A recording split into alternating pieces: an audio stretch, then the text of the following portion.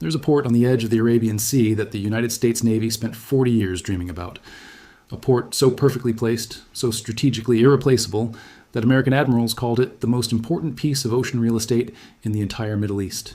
A port that sits just outside the reach of Iranian missiles, just beyond the grip of the Persian Gulf's dangerous choke point, and right on the open waters that connect the Indian Ocean to everything that matters in the world. That port is called Duqm. And right now, as you are watching this, Chinese construction crews are building a massive industrial empire inside it, on a 50-year lease, while Chinese warships are docking at its piers, and the country that owns it, a quiet, ancient sultanate called Oman, is sitting across the table from Iran, signing military cooperation agreements, hosting secret nuclear talks, and telling Washington, very politely, very diplomatically, almost gently, that it has other friends now. This is not a crisis that happened overnight. This is not a surprise attack or a sudden betrayal.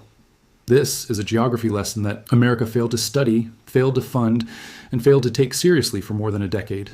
And the consequences of that failure are about to reshape the entire balance of naval power in the most dangerous and most valuable waters on the surface of this earth.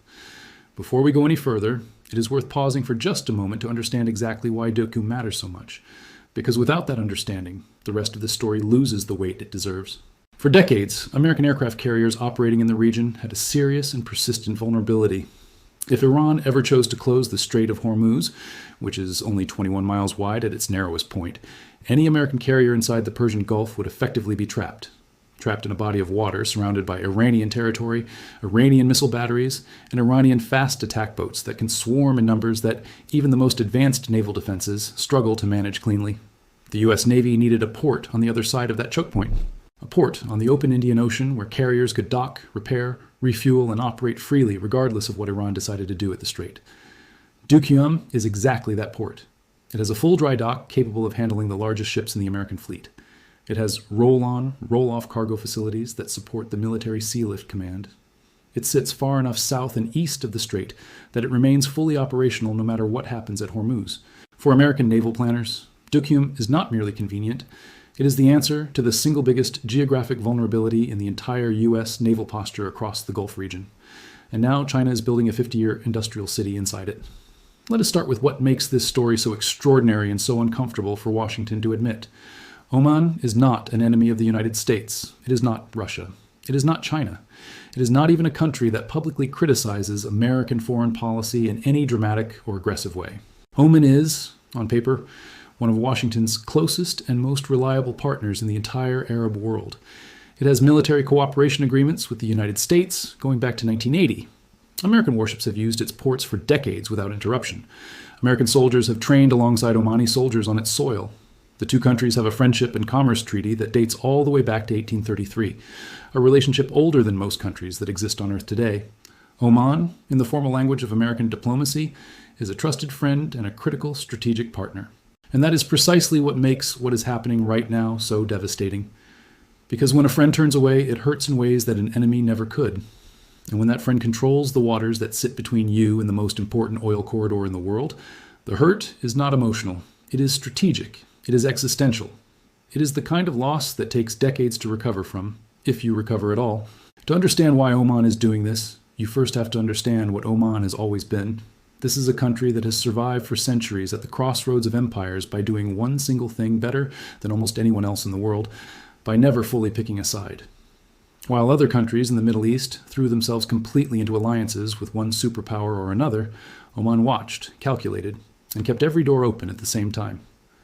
When the Arab world boycotted Egypt after the Camp David Accords in 1979, Oman refused to join the boycott. When other Gulf states severed diplomatic ties with Iran, Oman kept its embassy open and its phone lines active in Tehran. When Saudi Arabia led a coalition to blockade Qatar in 2017, Oman refused to participate and kept trading with Doha as if nothing had happened. When the Abraham Accords pushed Gulf states toward normalization with Israel, Oman stepped back, stayed quiet, and kept its distance. This is a country that has turned strategic neutrality into an art form practiced over generations. The Sultanate has mediated conflicts it had no direct stake in, hosted negotiations between parties who refused to speak to each other, and maintained embassies in capitals that considered each other enemies, all while presenting itself to every party as a trustworthy and discreet partner. That reputation for quiet reliability is not an accident of Omani culture. It is a deliberately constructed national asset, built over decades and managed with enormous care. And that art, for most of the last 40 years, served American interests perfectly well. Because a neutral Oman that kept all sides talking was still an Oman that let the United States Navy park its aircraft carriers in Duqm without too many difficult questions being asked. But something fundamental has changed in recent years, and it has changed in ways that are difficult to reverse. The balance that kept Oman leaning just enough toward Washington without ever falling completely into Washington's arms. That carefully maintained balance is shifting. And the shift is not happening because Oman suddenly hates America or because a new Omani leader arrived with an anti-American agenda to execute. It is not happening because of a single diplomatic incident or a policy disagreement that spun out of control. It is happening because China arrived with something America never brought and never offered at anything approaching the necessary scale. Money in quantities that reshape cities, infrastructure investment that creates lasting dependency, and a 50-year plan that does not come attached to political conditions, reform demands, or the expectation that Oman will take Washington's side when the great power competition reaches its defining moment. Here is the number that should wake up every defense analyst in Washington. $10.7 billion. That is the amount China has committed to a single industrial park inside the port of Duqm. $10.7 billion on a 50-year lease covering nearly 13 square kilometers of the same port where American aircraft carriers come to dock, to refuel, and to conduct maintenance operations. China is not renting a small corner of Duqm. China is building a city inside it. The China-Oman Industrial Park at Duqm includes plans for a massive oil refinery, a methanol production plant, solar energy manufacturing facilities, and oil and gas equipment factories that will serve the entire region. And it is being funded in part by a $3.6 billion loan that China gave directly to the Omani government, specifically to develop the port infrastructure. China did not just invest in Duqm. China bankrolled the actual development of the port that America relies on, and now China holds a 50-year stake in the future of that port. Think carefully about what that means in real, practical terms. Every time an American aircraft carrier sails into Duqm for maintenance, it is sailing into a port where Chinese companies hold long-term leases on the surrounding land. Every time American sailors walk the docks and load supplies and conduct operations, they are walking past facilities built with Chinese money, operated by Chinese companies and tied to Chinese national interests through legal agreements that will outlast the careers of every admiral and every defense secretary currently serving in the entire United States government. This is not a Chinese military base. Not yet. But it is something almost more dangerous and far more difficult to confront than a military base. It is a Chinese economic fortress built inside the walls of America's most important and most irreplaceable naval outpost in the entire region. And this is exactly the same playbook China used in Djibouti.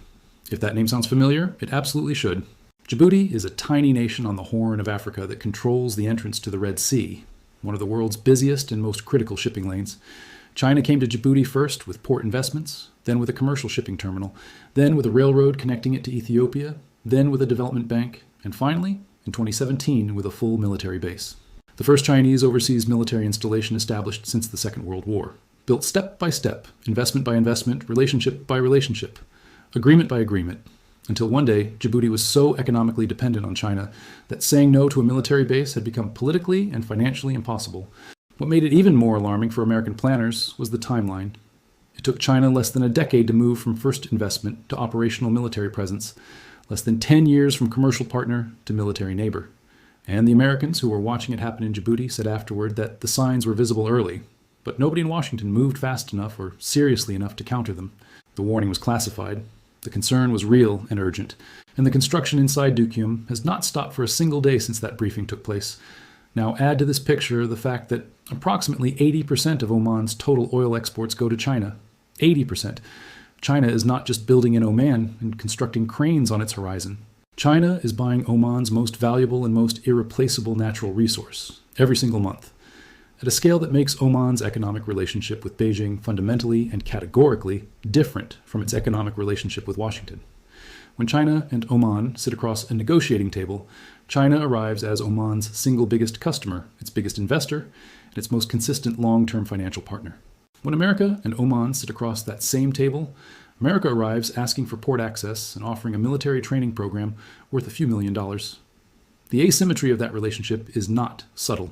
It does not require sophisticated analysis to understand, and that asymmetry has consequences that are being written right now in the concrete and the steel going up inside the port city of Duqm. But China is only one part of this story, and in some ways, not even the most alarming part.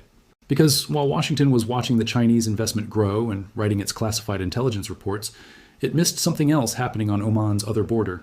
Something that, in many ways, cuts even deeper into the fundamental strategic logic of the entire U.S.-Oman relationship and everything it was designed to protect. The United States secured its access to Duqm and the port of Salalah in March of 2019 through a strategic framework agreement that American officials celebrated publicly as a major strategic win.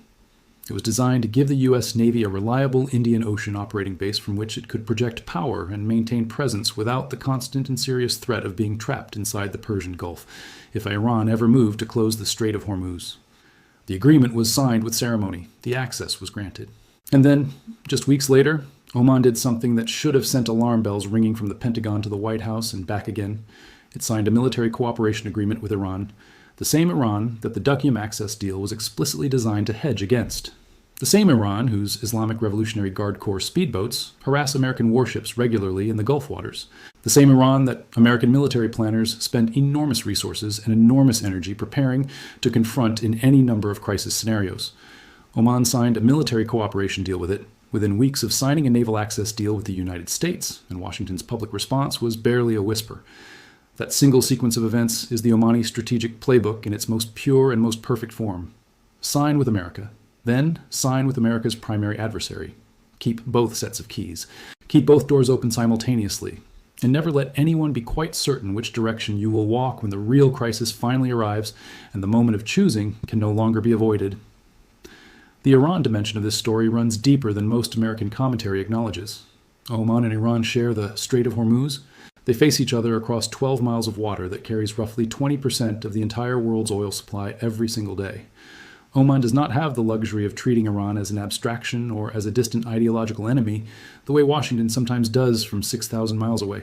Oman has to live next to Iran, trade with it, manage it, and negotiate the terms of coexistence with it, regardless of what Washington prefers or what American foreign policy dictates. Omani-Iranian bilateral trade has exceeded $700 million in recent years.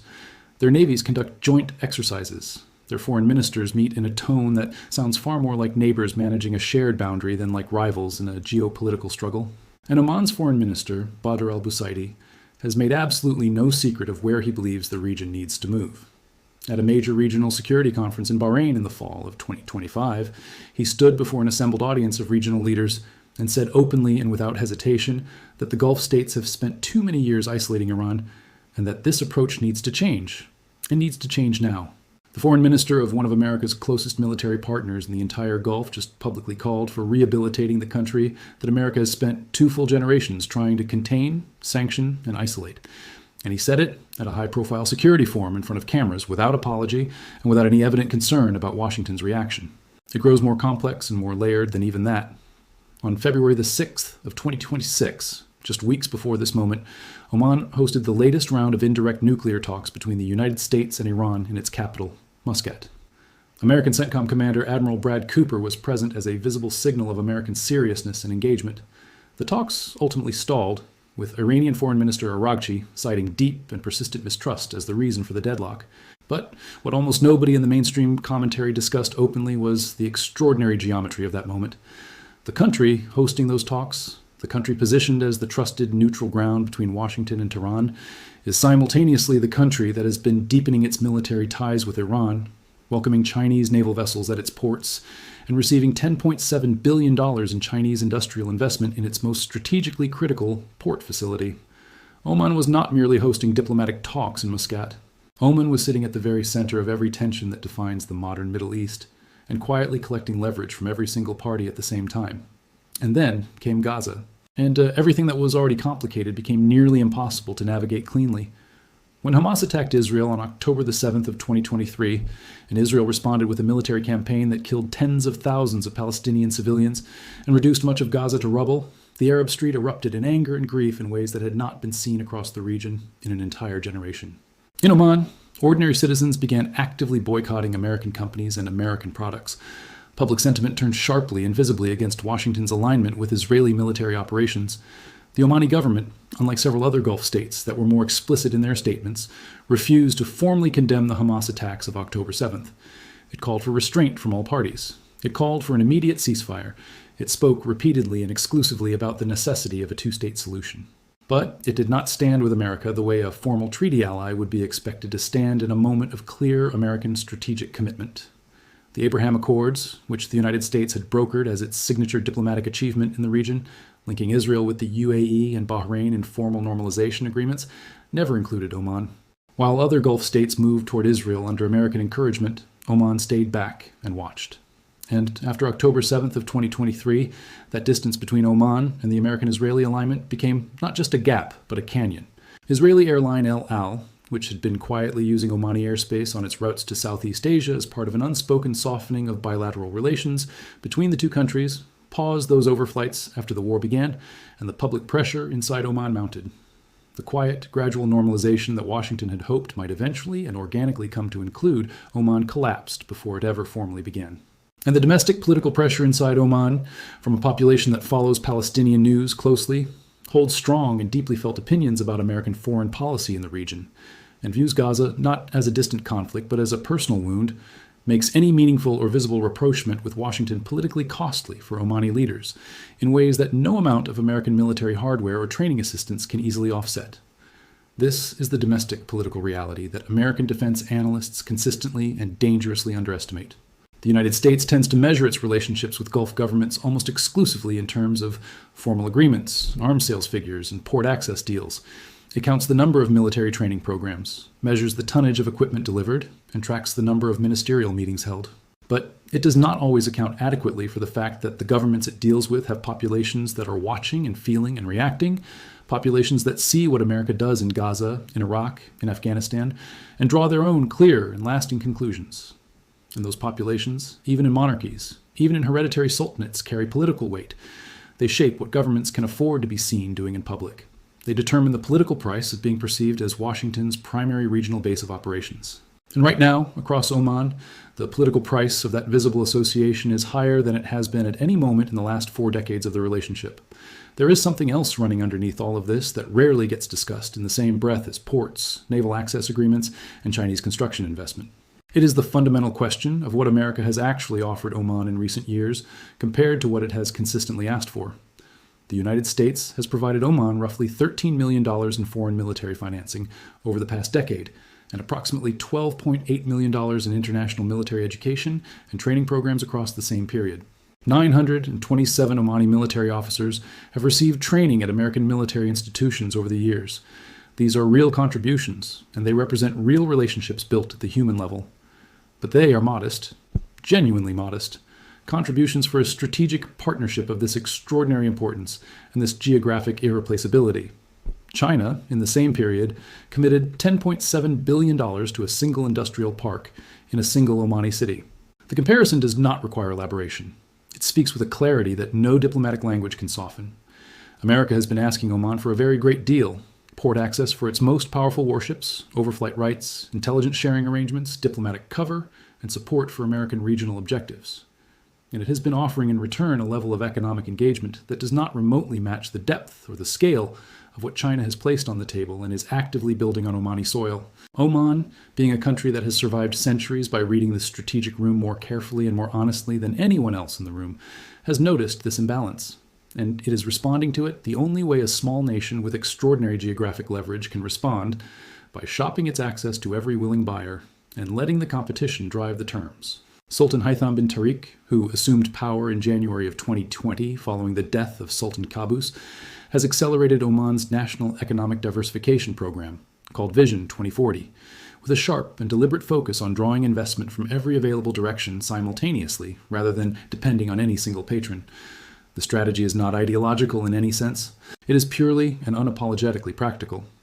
Oman needs substantial foreign capital to build and develop its non-oil economy before its hydrocarbon reserves decline to levels that can no longer sustain the government's budget and the population's expectations. China has that capital available in quantities that no other single partner can match. China is willing and eager to deploy it inside Oman. And China does not attach uncomfortable political conditions to its investments, does not demand democratic reforms as a precondition for engagement, does not criticize Omani governance practices or human rights records in public statements, and critically, does not ask Oman to choose sides in a widening great power competition that Oman has spent its entire modern history carefully avoiding. From Muscat's perspective, that is not a statement of ideological preference for China over America. That is simply better, cleaner, more sustainable business. Washington has not been entirely asleep or passive during all of this. In May of 2025, the Pentagon launched a focused defense diplomacy campaign aimed specifically and explicitly at countering the growing depth of China's military engagement with Oman and the Omani armed forces.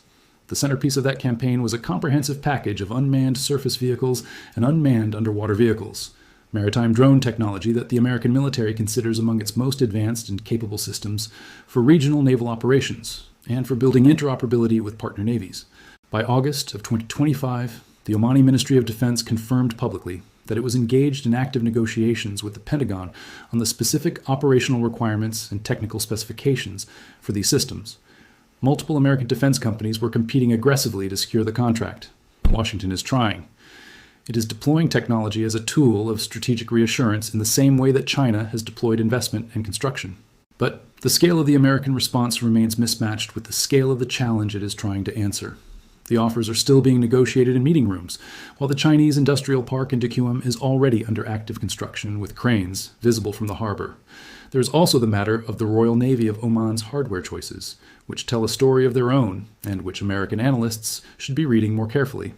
Alongside its American-supplied military equipment, Oman has purchased Chinese 122mm multiple rocket launch systems for its ground forces. In the world of military procurement, what a country chooses to buy says a great deal about where it sees its future strategic partnerships developing. These are not systems designed for interoperability with NATO standards or with American operational frameworks. They are Chinese standard systems that create logistics dependencies, maintenance ties, spare parts supply chains, and technical training relationships with Beijing's defense industry and its military institutions. Every Chinese weapon system that enters Oman's military inventory is another thread in a web of practical dependency that pulls Muscat incrementally further into Beijing's operational orbit. And every Chinese warship that docks at the port of Salalah, one of the same two ports that Oman granted the U.S. Navy access to in its 2019 Strategic Framework Agreement, is a signal being sent with perfect clarity to every intelligence analyst watching that Oman's neutrality is being navigated in waters that are increasingly and measurably tilting toward Beijing. China's planned naval vessels have been routinely using Salalah as a resupply and rest stop as part of their anti-piracy operations in the Gulf of Aden for years, running in parallel with the American access that the 2019 agreement was supposed to consolidate. And in March of 2025, 2 Chinese warships joined Iranian and Russian vessels in the Gulf of Oman for the Security Belt 2025 naval exercises, the 5th consecutive year that this trilateral military drill involving China, Iran, and Russia has been conducted directly adjacent to Omani waters. The United States and its 3 most significant strategic competitors are all operating simultaneously in Oman's maritime neighborhood. And Oman is watching all of it from the shore, making arrangements with every party present and declining to commit fully to any single one of them. That single reality explains everything you need to understand about where this story is heading. In a world that is dividing rapidly into competing blocks, the American security architecture, the Chinese economic sphere, the Iranian regional axis, the Russian geopolitical sphere, a country that commits fully to none of them is no longer simply neutral. It is something far more complicated and potentially far more consequential than neutral. It is a swing state in a global competition where the swings are measured not in votes and election results, but in aircraft carrier maintenance berths and submarine dry dock facilities, and the operational right to fly armed drones over contested waters when a crisis erupts. The United States built its entire strategic architecture for the Persian Gulf and the broader Middle East on the foundational assumption that countries like Oman would remain reliably and predictably in the American column when the moment of real pressure finally arrived. That assumption was never entirely accurate. Oman was always more genuinely independent and more strategically autonomous than Washington wanted to believe or admit. But it was close enough to accurate that the system functioned smoothly for decades. American ships docked without incident, American strategic influence flowed through the region, and Oman stayed quiet and cooperative enough that the whole arrangement appeared stable and sustainable. That era is ending now, not with a dramatic public break, not with a formal announcement from Muscat or a phone call informing Washington that the ports are permanently closed, but with something slower, quieter, and ultimately far more corrosive than any dramatic rupture would be. With 50-year industrial leases and Chinese construction cranes and Iranian military cooperation agreements, and a foreign minister standing at a security podium in Bahrain telling the assembled regional leaders that the isolation of Iran must end right now, with public boycotts that no government ordered and a political atmosphere that every Omani leader feels and has to account for when calculating what associations they can afford to make visible. With a strategic geography that has not changed by a single degree, but whose effective ownership is being quietly, steadily, and deliberately renegotiated through economics, through demographics, through accumulated leverage, and through the simple and irresistible logic of who is actually showing up with resources at the scale the moment demands. The question that remains, the one that American strategists are genuinely and urgently wrestling with right now, is whether the shift has already gone too far to meaningfully reverse, whether the 50-year Chinese lease inside Duqm represents a point of no practical return, whether Oman's economic dependency on China has already crossed the threshold beyond which American military assistance packages and unmanned vehicle technology deals can realistically tip the strategic balance back toward Washington, whether the raw political reality created by Gaza and the Arab Street have permanently and fundamentally altered the domestic cost-benefit calculation that makes American basing on Omani soil publicly defensible for Omani leaders looking at their own population. There are no clean or comfortable answers to any of those questions. Oman is too skilled a strategic player, and the regional situation is too dynamic and too fluid for anyone to call the final outcome with honest certainty. What is certain, and what no amount of diplomatic optimism can obscure, is that the port of Duqm, which the United States Navy once called the most important and most irreplaceable piece of ocean real estate in the entire Middle East, now belongs to a future that China helped finance with $10 billion, that Iran helped shape through military cooperation and diplomatic cover, and that America helped enable by arriving late, investing far too little, and assuming for far too long that geographic proximity and historical friendship were somehow the same as strategic commitment and reliable access. They are not the same. They never were. Geography is permanent and utterly indifferent to the preferences of the nations that sit upon it. Friendship, especially the kind negotiated between great powers and smaller states trying to survive in an increasingly multipolar and increasingly unforgiving world, is a negotiation that never fully ends. It is a price that has to be paid consistently and competitively by anyone who wants to call that access reliable. What America is learning in Oman, the hard way and the slow way, is that strategic real estate does not stay loyal out of sentiment or out of historical memory. It stays loyal because the party that wants it keeps showing up with something worth wanting in return. Infrastructure. Investment. Economic partnership at a scale that matches the stakes being asked for. The kind of long-term commitment that a small nation can anchor its future development plans around with confidence. China understood this. China acted on it.